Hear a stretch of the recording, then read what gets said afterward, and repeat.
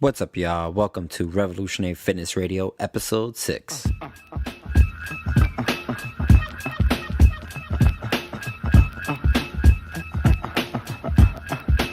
Welcome to another episode of Revolutionary Fitness Radio. I'm your host, Sean Garcia, and this is the podcast dedicated to bringing health, fitness, and wellness to the people. Our goal, empowering you all to understand your body, treat it well, and give you the tools to become an agent of change in your community through helping others. Let's move together. Honey, check it out, you got me mesmerized with your black hair and your fat ass styles. Street poetry is my everyday, but yo, I gotta stop when you drop my weight. If I was working at the club, you would not pay. Hey yo, my man Fife Diggy, he got something to say. I like him brown, yellow, Puerto Rican, or Haitian. Name is Fife Dog from the Zulu Nation. Told you in the jam that we could get down. Now let's knock the boots like the group H-Town. You got BBD all on your bedroom wall. Excited to be back for another week of Revolutionary Fitness Radio. It's the holiday season here in New York City and in the States, and I just want to, wish everybody a happy holiday regardless of, what you practice or, what your beliefs are. The holidays are always a great time to come together with family and friends, break some bread, and just have some in-person time. A lot of times we're stuck on social media, Facebook, and things like that, and we don't really make as many real connections with our loved ones and our friends as we should. And hopefully during the holidays everyone finds time for that. Everyone finds time to really show gratitude to one another and really build and foster those relationships with your loved ones. This is airing just 1 week after the death of Nelson Mandela, and I just wanted to take a couple seconds to just show some tribute to Nelson Mandela. There's a lot going on in the media about how much of a hero he was and all of that, and that he was without a doubt. But this is by the same system and government who denounced Nelson Mandela throughout most of his career, and who considered him a terrorist in the better half of his activist career. And now they're coming out saying, oh, what a great hero he was. And so we need to just really recognize and pay tribute to the struggle that took place in South Africa and is continuing to take place throughout South Africa, the rest of Africa, and the African diaspora. And Nelson Mandela is one of the great notable figures in that struggle, but there's many, and we want to recognize all of those figures. But Nelson Mandela definitely was a great example of discipline, organization, steadfastness. He stood true to his mission and goal, even while he was imprisoned, and even when he was given some offers to cop out and kind of water down his message, he stood true to it. And so we really want to pay some recognition to Nelson Mandela and to all the freedom fighters out there who many of them don't get recognition during their lives or even after they die. And we also, in the tribute to Nelson Mandela, we need to think about what we are doing in our own personal lives to make an impact on our societies, our communities. We need to be responsible and take action when we see an injustice. And if we are not, all this praise and all this, recognizing of these figures is for naught. So if you truly believe in the message that was being spread by Nelson and others, you need to pick up the torch, especially our young people, which I would say I'm still part of. We need to pick up that torch, and we need to really carry on that struggle, that people struggle against injustices throughout the world, because we are not in a post-racial world. We are not in a post-oppression world. Things are just as bad. There's been many gains over the decades by, the work done by these figures, but we still have so much more to do. And, the only real way to pay tribute to Nelson Mandela, to all these other freedom fighters, is to pick up the torch and become freedom fighters ourselves. So, rest in peace to Nelson Mandela, and, revolutionary fitness salute. So with that being said, check out our website, revolutionaryfitness.org. We have a bunch of information about the different services that we're offering in the wintertime especially during the holiday season. This is one of the times of the year where fitness, health, nutrition becomes very, very difficult. There's so many opportunities to eat some bad stuff and to, just be lazy or just be stressed out, honestly, because of the hustle and bustle of the holidays, having to buy gifts and all this nonsense, It's a stressful time. So during the season, it's very, very important to find a community that can support you, keep you healthy, maintain some health, take your health to the next level. So definitely tap into the resources that we have on our website, because we really are, putting out a bunch of stuff this season to help people stay on point and to get through this holiday season in a healthy way. And also to find some nutritious and healthy options this holiday season. So, obviously I practice a plant-based lifestyle, and a lot of us do who listen to the show, but even if you don't, even if you like the turkey during Thanksgiving and during Christmas you eat a bunch of beni or whatever, that's all good, but there's some healthy options and things to be mindful of during the season, so that you don't really damage your body and that you're responsible throughout the holiday season. So definitely check out our website, revolutionaryfitness.org. And of course, we're on social media. Facebook, facebook.com/RevFitNYC, Twitter, Instagram, the handle is at RevFitNYC. And of course, you could check out my personal blog where I have some, even more tips. And that's Sean, SHAWN, SeanGarcia.com. And you can find me on the different social media avenues with the handle Sean RevFit. So that's SHAWNREVFIT. Check me out.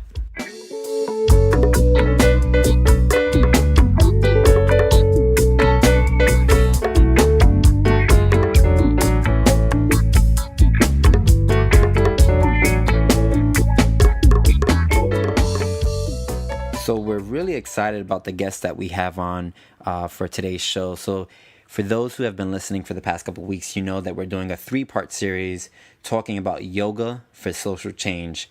And we obviously as an organization believe in using health, fitness, and wellness to bring about some social change, but we want to spend some, shows specifically dedicated to the practice of yoga and how yoga can be used for social change and how it already is being used for social change. So in the past 3 episodes, we've had some great examples of people who have been using yoga to do some work in our communities and, giving us opportunities to discuss, what yoga does in our communities, and also how you can start implementing this practice within your community. So today's show, we have really, really, really exciting guests.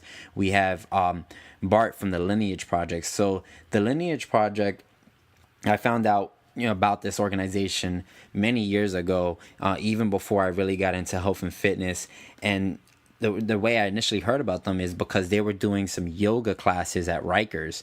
And for those who don't live in New York City, Rikers is a detention center, a jail out in New York City. And obviously, there's a lot of youth that go into this jail because of the bankrupt prison system and the sham of the prison system, especially here in New York City with the stop and frisk policies and all this craziness. We're constantly getting tossed into the system, and they're spoiling our records and taking us through this whirlwind that really, really cripples our communities in a lot of ways.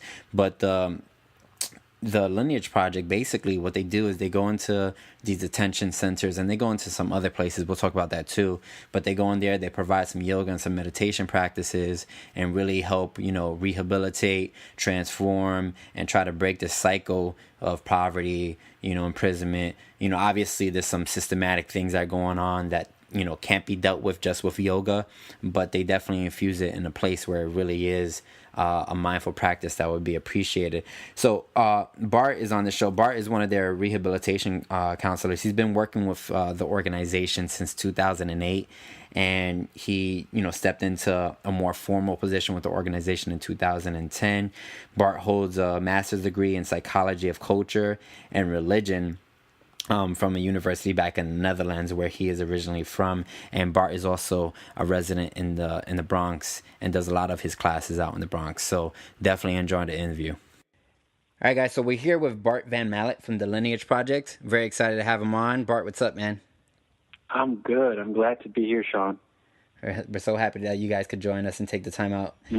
So, can you break down really quickly who the Lineage Project is and how you got involved personally? Yeah. The Lineage Project is a non-for-profit organization here in New York City.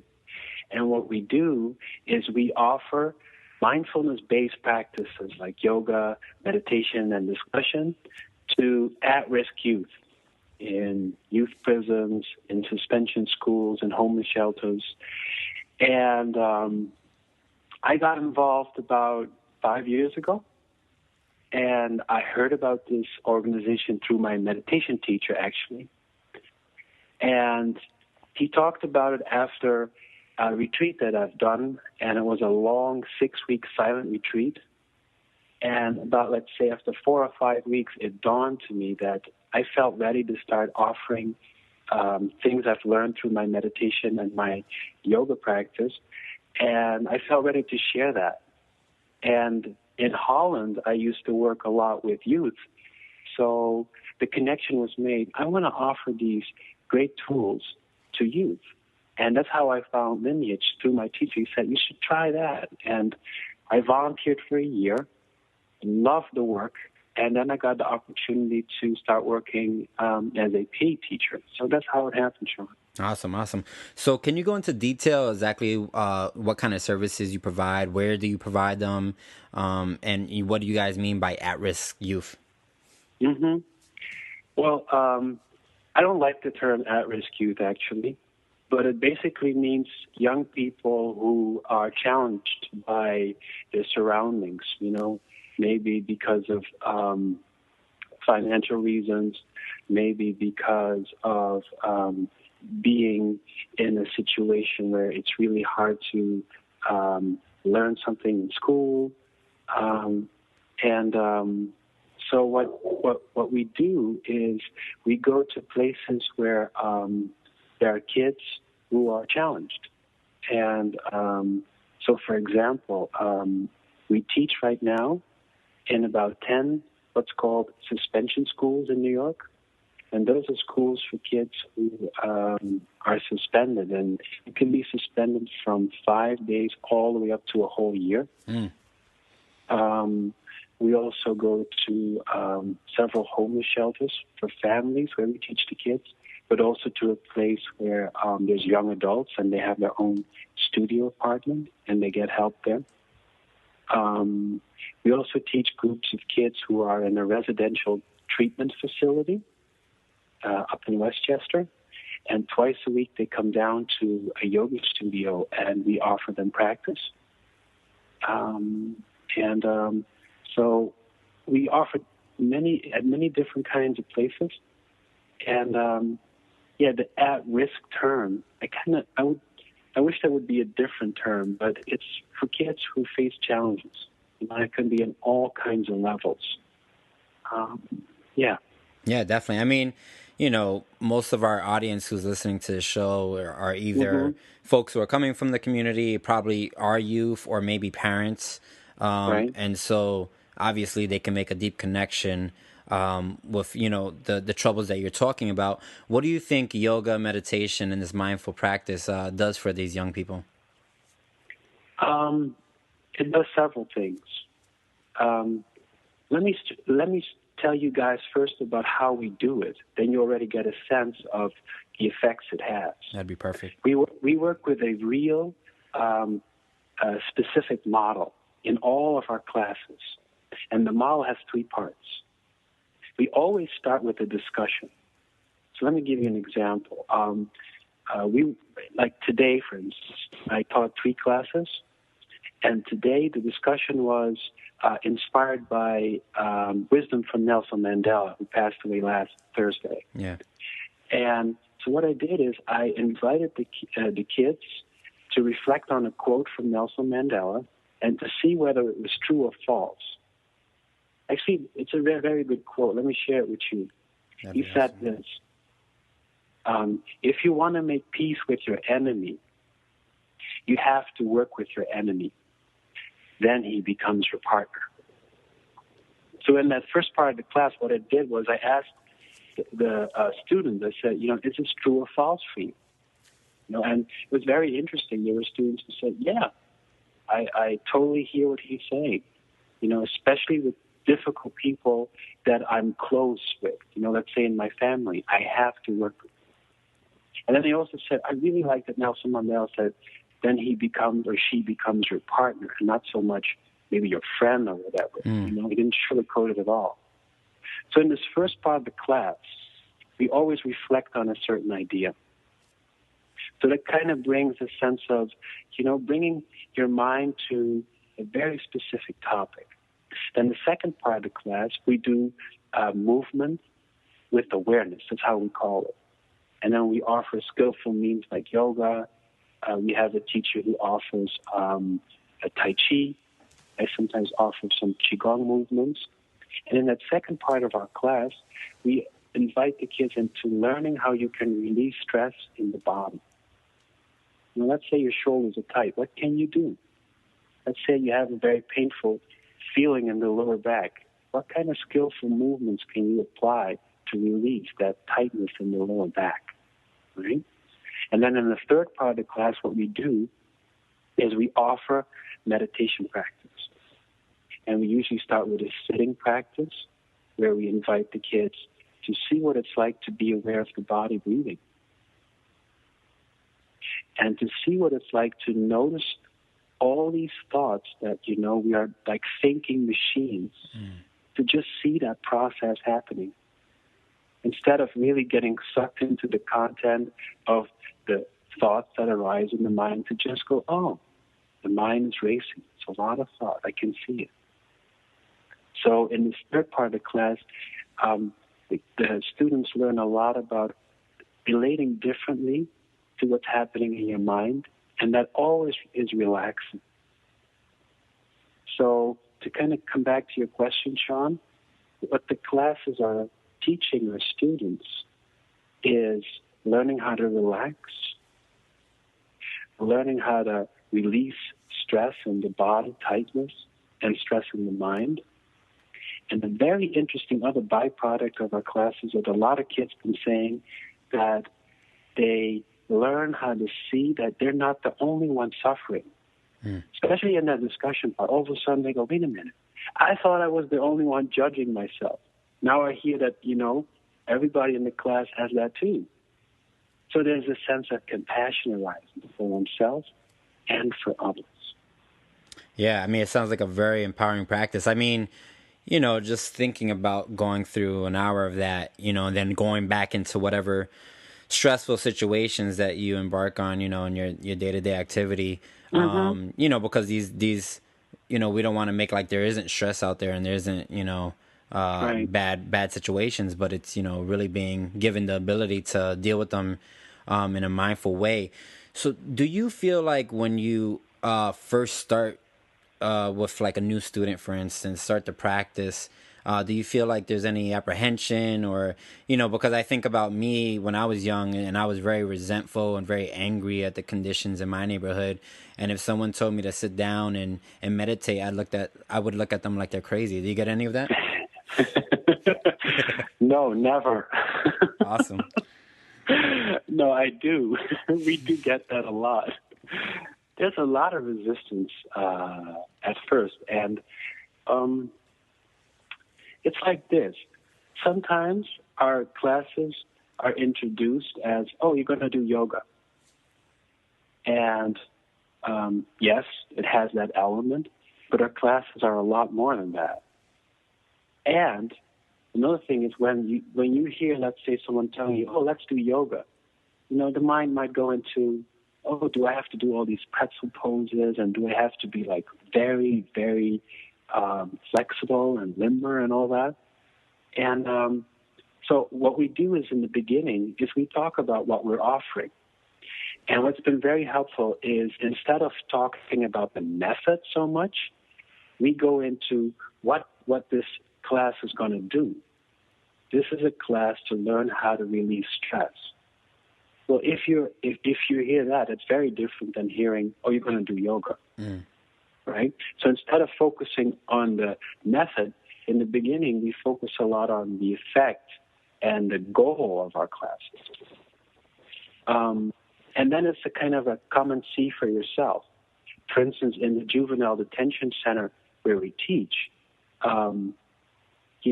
we come into a hall and we meet sometimes a lot of resistance, not always.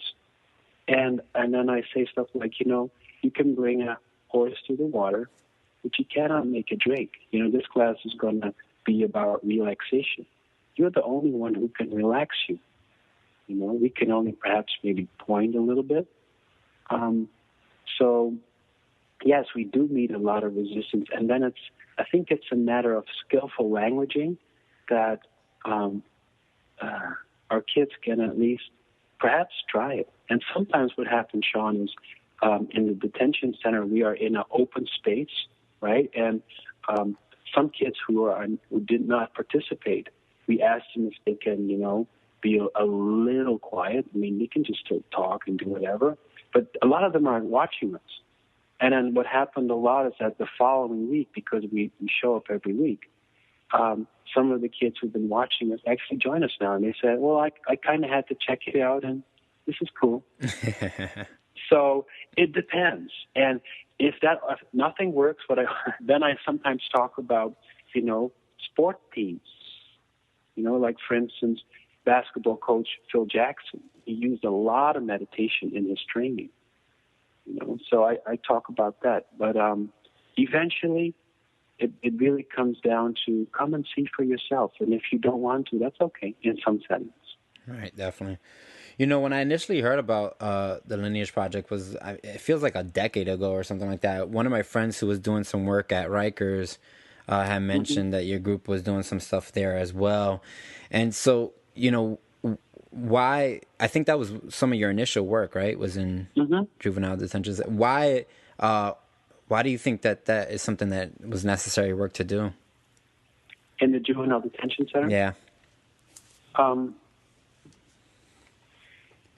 Well, this class is about, first of all, seeing how we create stress and how we can apply skillful tools to release it. The kids who are at Horizon in Crossroads, and there used to be another juvenile detention center called Bridges or Spofford. When you go there, these kids have a lot of stress. They have a court date coming up, because when you're in a city jail, you don't know your sentence yet. You're basically waiting. And so your future's on the line. You don't know if you have to do more time upstate. Your court date might be coming up soon. There's just a lot on these kids' mind. With the girls, quite a few girls who are maybe like 13 or 14 years old are already moms. They feel the responsibility for their kids who are at home or somewhere else. So when we come in and talk about, that we are offering, very practical tools to find some peace of mind, specifically in that setting, there's quite a few kids who are like, yeah, let me try this. I have nothing to lose. Let me try this. Yeah. Yeah, I mean, I think I agree with you. The stress level is so intense. And, I mean, many of us have gone through the justice system. And so, what is it about adopting this practice that you think the youth can take away and, and bring an end to the cycle? I think it happens on different levels for different people. I'll give you an example of what happened today, and it has to do with that discussion part of our class. One of our students said that he said last week our theme was appreciation, and the question was actually he came up with that idea. Sometimes the students say, let me teach parts of the class, or, come up with an idea for a discussion. So last week he suggested talking about appreciation. And he had all of us reflect on, what does appreciation mean to you? And he said that after that class, he kept thinking about this idea of, feeling and being appreciated. And he said that, and then this week he said, today he shared, when I got back to my room, I was still reflecting on appreciation. And all of a sudden I realized that I really appreciate this place that I'm in right now. He's in a shelter, but where he has his own studio, where the kids have their own, they're actually young adults, have their own studio. And he said, all of a sudden I realized I really like this place. And I realized that this is so much better than being out in the street, not knowing where my next meal is going to come from. And this whole idea of appreciation started growing, he shared. And then he decided, I think really late at night, to clean his room. And he said, I cleaned my room for 7 hours. I was finished early in the morning, feeling full of appreciation for myself that I did it finally. The studio looked great. And that's just one small example of how, people take something home from our classes. Right? And another very powerful example, Sean, is coming from the juvenile detention center. We had one girl in our class, and she shared how she used meditation before she saw the judge. She said, I was so nervous that all of a sudden I realized, wait a minute, let me try this stuff of mindfulness of breathing. Let me actually try it right now, as she was waiting to see the judge. And she said it was very hard to keep observing my breath because my mind was constantly going, what are you going to say? And then I brought it back, she said. And she also noticed how she could really feel the fear in her body and her shoulders were tight. And she said, it didn't really go away. And it wasn't like I was super calm or something. But when I saw the judge, I could really notice what he was saying. And when I came back to the juvenile detention center, it was the first time that I could actually remember the words the judge had said. I was much more present.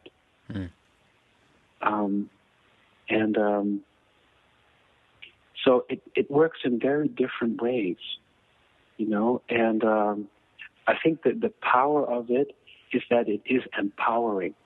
All these practices you can do on your own.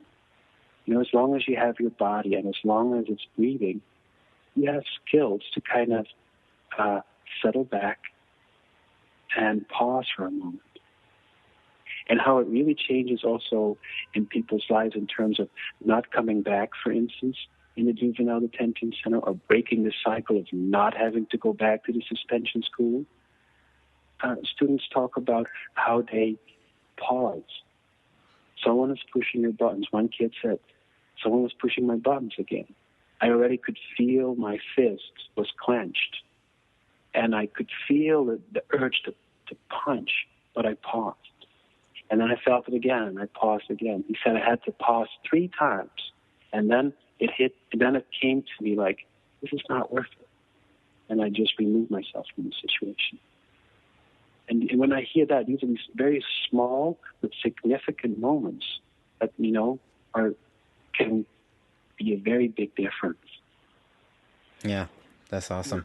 I mean, I think most youth who are growing up in underdeveloped neighborhood, they know that the system is not working in their favor, and even if it's at a subconscious level, and so there isn't many options once you start building up a record, right? You start building up a record, and you're even more angry, and you're even more kind of caught up in everything, and now you come out for record and you're looked down upon by society, and you go to apply for a job and now you have this record, and you go to if you got a felony, you vote or be a participant in society, and you're not allowed to do so. What is it that you think that you guys are doing that provides people some kind of hope that they can be in society, they could be productive members and they can find a place? What's coming to mind as I'm listening to you is a sense of confidence and also trust. We reflect, especially in the discussion part of our class, a lot on, for instance, in the juvenile detention center, what do you need to stay on the outside?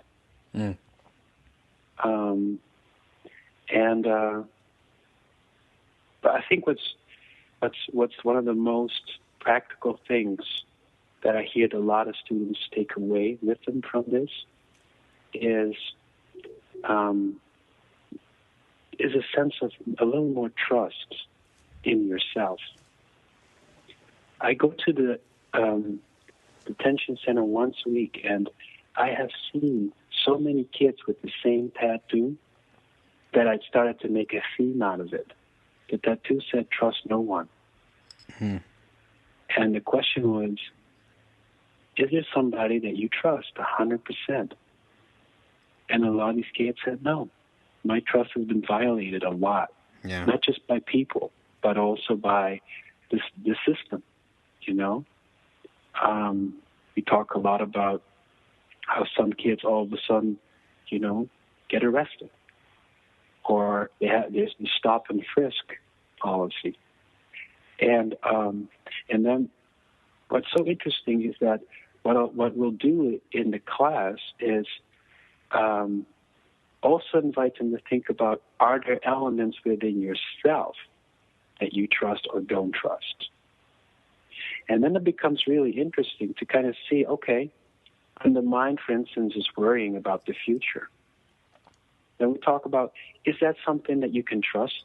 Do you really know it's going to happen this way? No.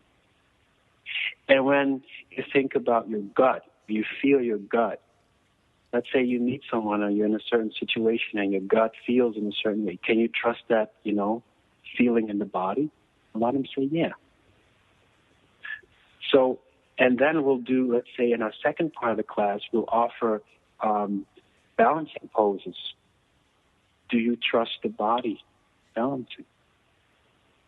So that the sense of trust is not such only like an intellectual thing, but then all of a sudden it becomes embodied. Wait a minute. If I have my eyes closed, do I trust the body balance? Mm-hmm.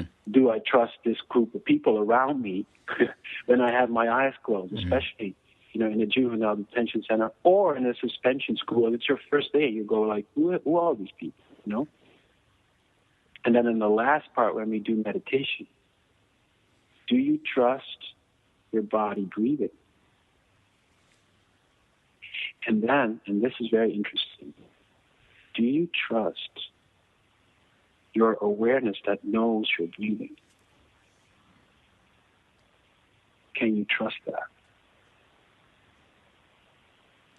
Because if you bring that with you, that sense of really noticing what's happening now, then when you go back into the neighborhood, go back into the school, go back into the apartment building, go back in front of the stoop on the street, you know that you can have that sense of, oh, wait a minute, I'm getting very irritated here. Let's say, we had one of our students say, a cop kind of stopped me while I was walking down the street. And I could feel that kind of habit response of wanting to lash out and maybe use profanity. But if that particular student said, but I was really aware. And guess what I told the cops? I said, good evening, officer. Can I help you? But I'm actually a little late, so I don't want to be disrespectful, but I have to go to my yoga class. The cop looked at me and said, have a good one. And he went and just he passed. He said that would have never happened if I would not be introduced to this ability that we all have to know what's happening now. Awareness. So I think that can be very powerful. And you don't have to, do a lot of practice to get that sense of what awareness feels like. The difficulty only is to remember it. Yep. And that's why we need to practice, So ingrain that a little bit, yeah. Mm-hmm. So I think that's the key. If you know that you can trust this sense of knowing what's happening, and that means not only internally, that also means externally. You can actually also be aware and notice when someone is getting really upset. And especially the more you've been practicing, you can go, wait a minute, that person is really upset and is maybe lashing it out on me, but should I really take it personal, or is that person just upset about something and using me, to vent on? And those are the kind of things that we talk about in our discussion and then put into practice when we do movement and when we do our meditation sitting and laying down practice. Yeah, it's awesome stuff. I mean, I think everyone goes through this, the connection, the mind-body connection, the understanding of your emotions, the reflection, the mindfulness of what you're what you're feeling internally is so disconnected for many people that, oftentimes we take things very personally, or, we don't know how to deal with these emotions. We're scared to deal with fear. We're scared to deal with insecurity. We're scared to deal with anger. We're scared to deal with trust issues, and that fear to deal with these things is usually what breeds a lot of bad decisions. What breeds a lot of just anger on others, or displacing that energy in other directions. So I think many people, when they go through a yoga, meditation, or any kind of mindful practice, they feel those benefits to some degree. And I think it's awesome too that we're talking about a group of folks who need these lessons more than anyone. It's such a pivotal time in their lives, and they're in such a rough situation. So we're gonna take a quick little break, Bart. But when we come back, we'll go into more about what the Lineage Project does and some things you guys got planned going forward into the new year. Thank you.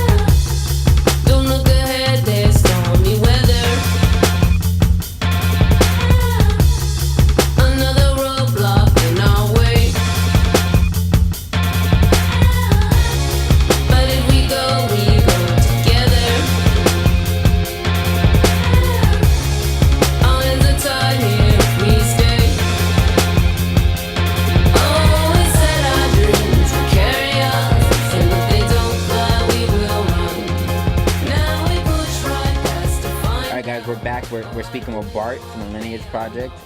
He's been breaking down some important stuff about, just mindful practice with youth, at-risk youth, incarcerated, or, folks who are dealing with rough situations, developing more of a mindful practice to be more empowered to deal with these situations.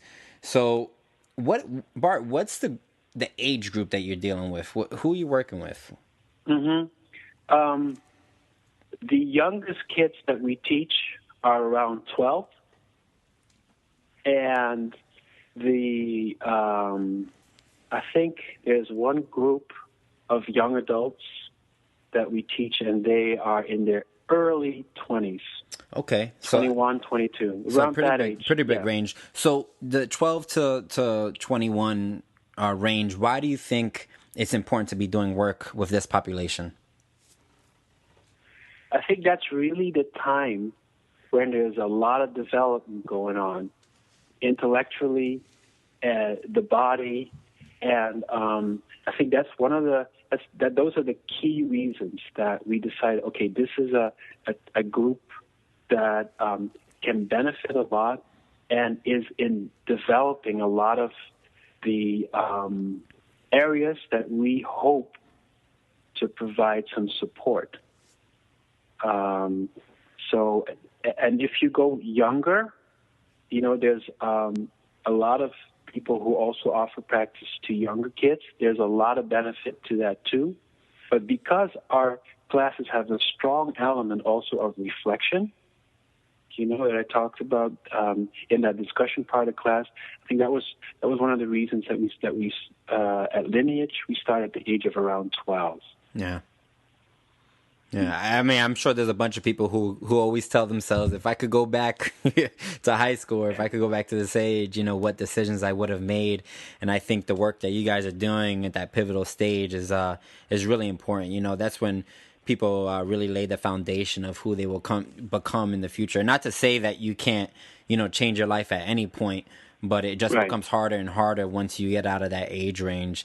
And you know, have you guys found, we talked about it a little in the beginning with the resistance, but have you guys found that the ages of 12 to 21, have you found that difficult? Have you ever taught adults, and do you, you know, comparing the two, is there difficulties? Is it easier? It is different. And it is also different between, let's say, if you teach a group of, let's say, mainly 12, 13, 14 years olds, that's different from a group of, let's say, 19, 21 years old, right? There's a difference there already between that. And I think it has to do with language. That's a little different than when I teach adults.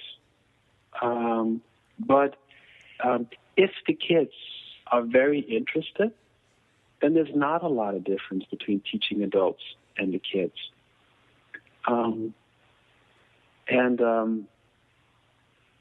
Because kids are really smart, Sean, and they have a lot of wisdom, and especially our kids have already had a lot of experience also with, you know, challenging elements of life, suffering. So they do have already a lot to say about it. And this is the time for them, and they're very interested also in doing it to explore and reflect on certain topics and certain themes. And then the beauty of it is, because they're in development, they can take that with them. Like, for example, I have one thing that we also do is we try to make our movement part of our class as accessible as possible, right? And sometimes we have kids who come up to me and they say quite bluntly, Bart, I'm too big for yoga. I can't do that. I said, have you ever tried it? No, I saw it on HBO and I was like, I'm not going to do that. You know? And then what we'll do is, you know, we'll start with poses that are accessible for everybody. And then, you know, we might get responses like, wait a minute, is this yoga? I say, yeah, this is yoga. And sometimes we also offer Qigong or Tai Chi. And these are very, very slow-moving practices where there's not a lot of stretching involved at all. But at the same time, the spine is moving. And if you become really aware of all the bones in your spine, as you keep moving your whole spine, you're totally bringing awareness to movement. And I remember one girl, this was in a high school that we teach in, and we teach a lot. Some of these kids see us 4 times a week after a whole semester. And she had a lot of initial resistance at first, especially to the movement part. At the end of the semester, I invited the kids to evaluate what did you get out of these classes. And we actually did a whole study with these kids that you can see on our website. There's one girl, Sean, she said this: I stopped hating my body. She said that in front of 26 other kids. Wow. That's awesome. I'm like, wow, that's awesome, yeah. So, you never know.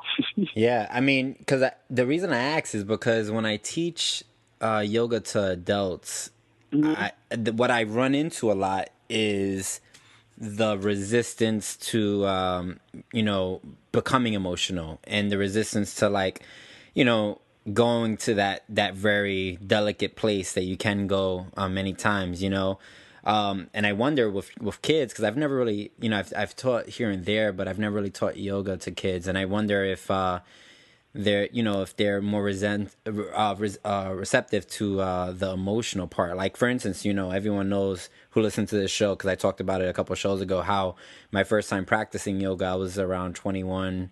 And I cried in the middle of my practice, and I couldn't control it. I didn't know why it was happening, and I wasn't sad. I just was very, I made that connection. Do you see that a lot in the classes that you guys are giving? Are these kids opening up that far? It really depends on the setting, right? So if you, for instance, think about our class in a juvenile detention center, the group constantly changes. Some kids go home, some kids have to go to an alternative to incarceration program, whatever. So that group always changes. So it's harder to really be open in that space. We also teach in suspension schools, like I mentioned, same thing happening. So for us as teachers, we do try to create a safe container, but also give them, let them know that it's really good to be very open and to share, but to some extent, we also want to make sure that they, are not getting too vulnerable in a situation that is not ideal for this. Yes. But there's also, for instance, settings like that shelter that I talked about for young adults who know each other really well. They've been living there for quite a while. And the students who come to our class know each other really well. Then there is a different vibe in terms of being open. There's more trust in the group. So it depends on the setting, Sean. But in general, our kids are quite open. However, a lot of our kids have also had some bad experiences with opening or being too open to people that they don't know yet. Yeah. Well, and I can imagine, too, at the juvenile center, you have to keep a certain, level of security through reputation and through, carrying yourself a certain way. And so that can be at risk if you start crying in the middle of a pigeon pose, Yeah, but, and I'm not saying that hasn't happened. But, right. I hear what you're saying, Sean, but it's depends on the setting. Really depends on the setting. And it also, even if you have the same group of people, it also depends even on that specific day. We sometimes, people in the first class, they have that click that you were kind of describing.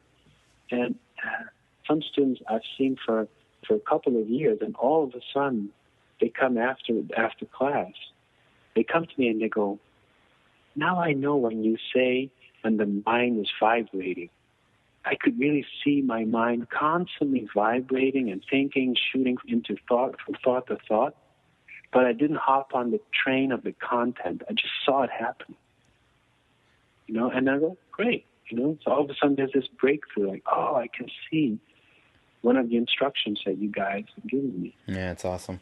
So I want to talk a little bit more about some programs that you guys offer specifically. So one that stands out to me a lot is the Alternative to Incarceration program. Can you talk a little bit about what that is, how it works, and what success you guys have seen with it? Yeah, it's hard for me to talk a lot about it because I don't teach here myself. Someone else of our team does. But we've been going there for at least more than 5 years, as long as I can remember. And what is really powerful is that example I gave from that guy who was stopped by a cop and then said, good evening, officer. He noticed first his habit response. He didn't go there. Good evening, officer. I'm not having a lot of time. I need to go to my yoga class. And then, it was all good. he actually went to that class of the Alternative to Incarceration program of Fortune Society. And, it's been great. You know, the kids, the young gentlemen, I should say, who take that class really report that they take the practice home with them. You know, and that is one of our goals, you know, that we offer our students tools and then they can keep practicing. And it can be on one, you know, in your own room by yourself. And some people actually report that they, you know, now go to yoga studios or go to meditation centers. Yeah. Because the program is, how do you know how long the program is specifically? Because from my understanding is that once someone goes through the program, it actually affects their incarceration time or their sentence? Yes. It's part of sometimes when you get a sentence as a juvenile, you don't have to do time on upstate, but then you get to do an alternative. And then that alternative is usually a program with different kinds of activities, right? And, you know, there could be an anger management class. There could be a class on how to find a job. And our offering of Lineage Project is one of those classes that are available to them. That's awesome. That's right. So, and also too, you guys, you talked about it a little bit, but you guys do a lot of work in shelters, and, you know, a lot of my family members, immediate family members have been in and out of the shelter system at some point.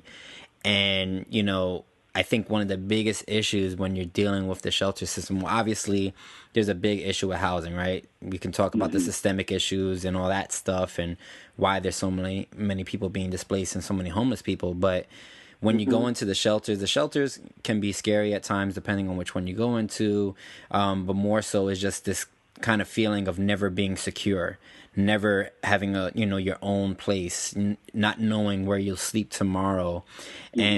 And so what have you guys, what has been the reaction doing work in these places, these environments? Well, I should tell you, I should be more specific that the shelters that we teach are places where they can stay, where people can stay for a longer period of time. So for Lineage, myself, I've been going to 2 shelters. One is for families, and the other one is for young adults. And this is a shelter where you don't immediately, you can stay for a longer time, and you get support in finding your own place.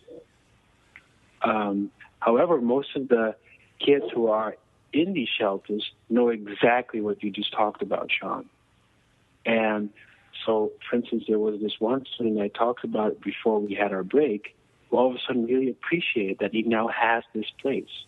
It's not big, but he has its own studio room, and he is paying rent for it. They're all paying rent for it. And within that particular place, they get a lot of support. They get support in terms of finding work or an education, or there's also a lot of mental health support. So there's a difference between those kinds of shelters and the one that you were talking about. Yeah, definitely.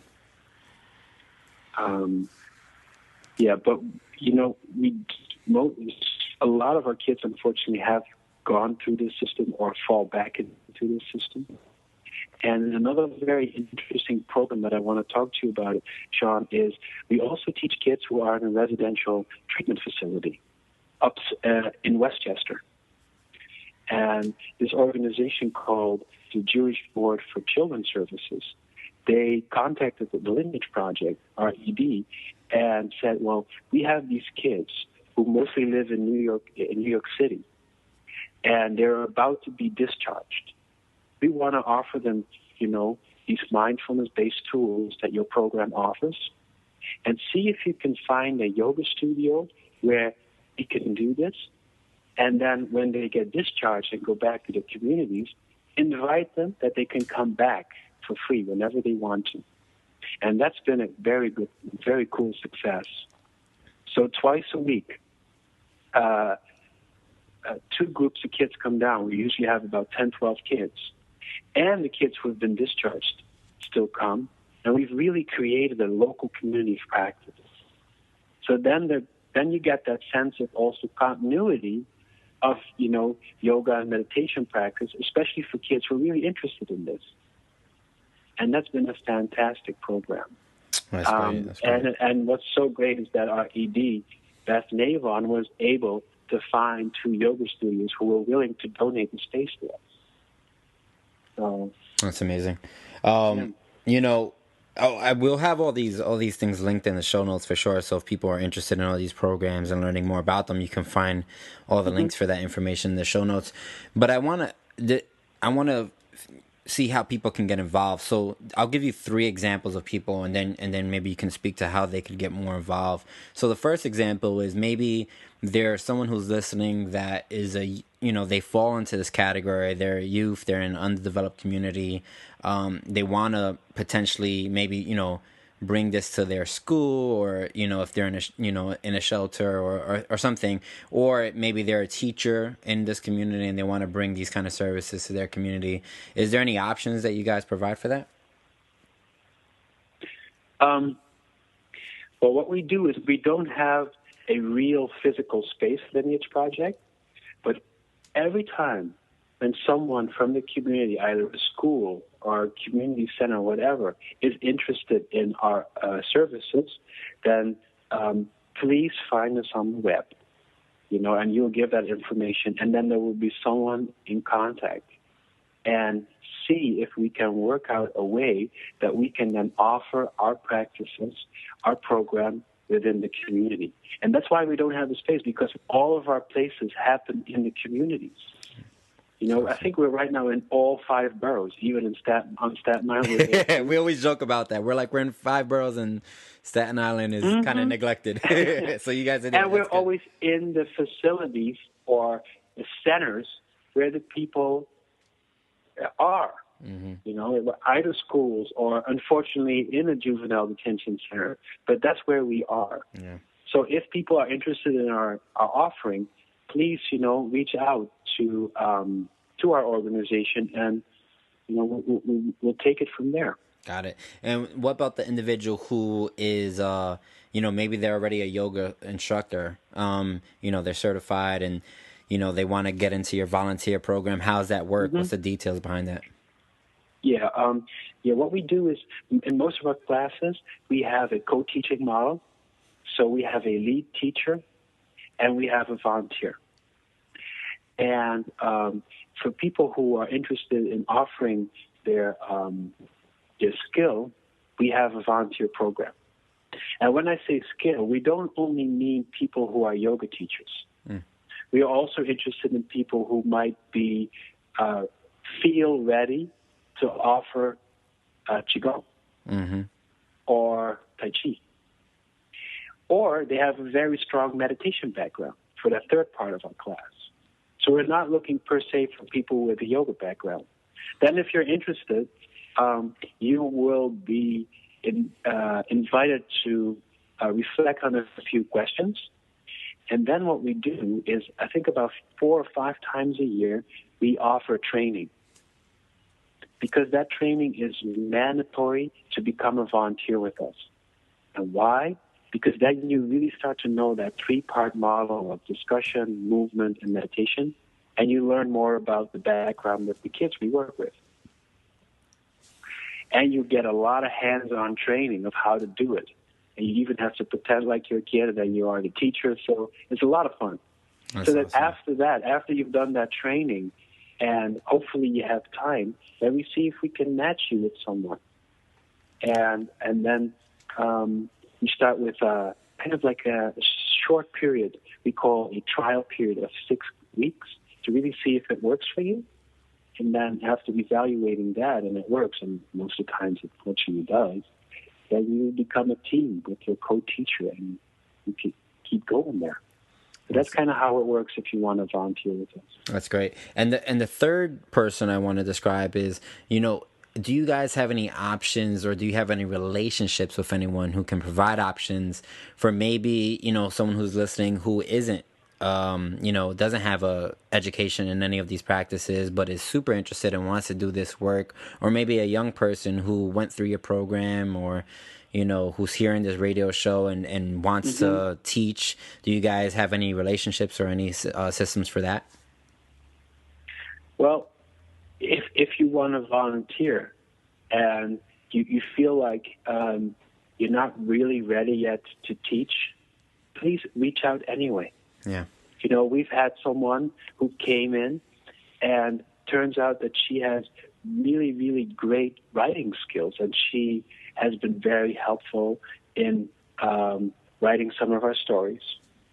And we're very open to people who would love to, see a class and see, now I have a better understanding of what is offered.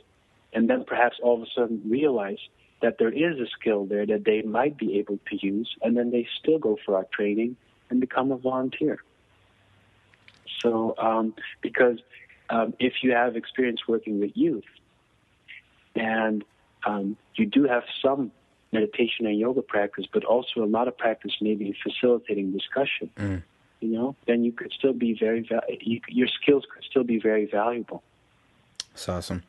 Cool, man. All right, Bart, I want to thank you so much. I mean, I really appreciate, on a personal level, but also because of the similarity in the work that we do, I appreciate all that you guys have been doing for, I think it's going on almost 18 years now, right? Something like that. I think it's 15, yeah. But I'm bad with numbers, Sean. That's awesome, though. I mean, it's great stuff, and I'm sure, you personally have touched a lot of people, and the organization has affected a lot of folks, and we need more of this kind of work. How can people, if we'll put the website in the show notes, but is there any other ways that people can reach out to your organization or you personally, maybe Facebook or Twitter or any of those kind of things? Yes. You can find us on Facebook. And now I have to admit, I'm not a Twitter guy, so I don't know if we do Twitter. Probably, my bad. And you could definitely find us on our website. And what else, Sean? What else modes of communication do we have nowadays? I mean, we're so connected, right? I mean, I just saw on the website that you guys do have a Twitter account. It's at Lineage Project, so that's pretty easy. But we'll put that in the show notes too. So if people want to tweet at you or ask you any questions, they could definitely find that avenue as well. So that's awesome, please. Bart. I thank you again. Very, very much appreciate you guys making the time to get on the show and speak to our community. Yeah, and the gratitude is likewise. Really a lot of respect of what you guys do. A deep, deep bow. Thank you. All right, and we'll definitely find ways to connect and do some work together in the near future, hopefully. Yeah, that'd be really good. I hope so too. All right, Bart. Talk to you later, man. Take care now.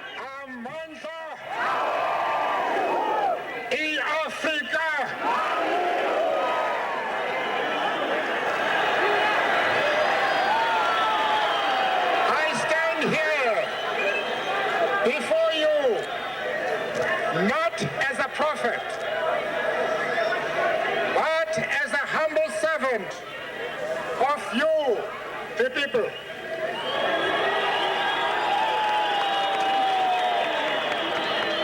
Your tireless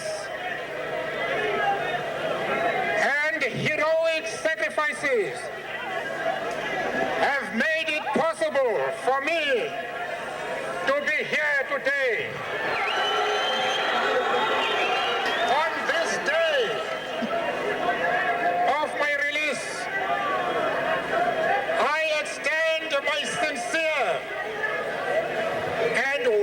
Gratitude to the millions of my compatriots and those in every corner of the globe who have campaigned tirelessly for my release.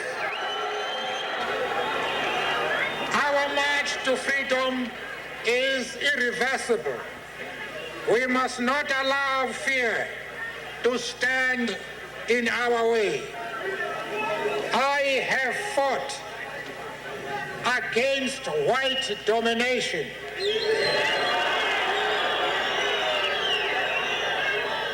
And I have fought against black domination.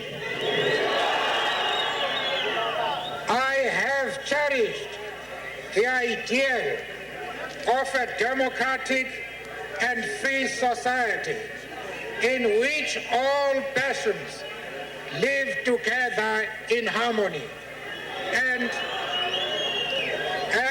with equal opportunities. It is an ideal which I hope to live for and to achieve. But if needs be, it is an ideal for which I am prepared to die.